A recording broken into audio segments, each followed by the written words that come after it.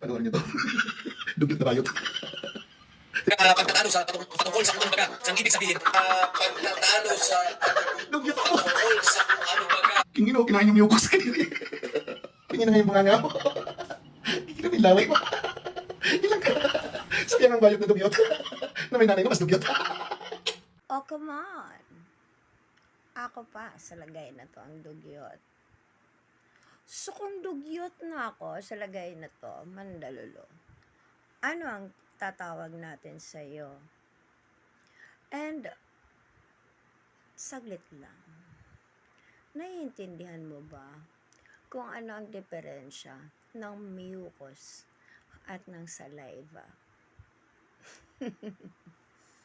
Pero ibang usapan din, mandalulo. Kung nagbibitak-bitak ang labi mo, nasa tropical country ka naman, at yung habang nagsasalita ka, namumuo ang laway dito.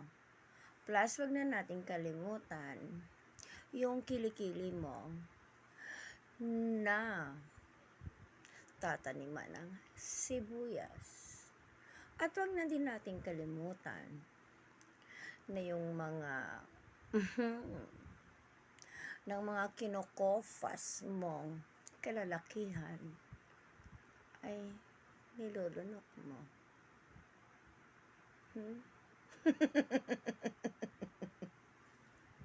Bye. Sayang. Yung may-ari ng pulang shoes na siyang totoong violet na versa na may nanay na nakurong-kurong pala. At dagdag ko nga pala, sino mas dugyuters?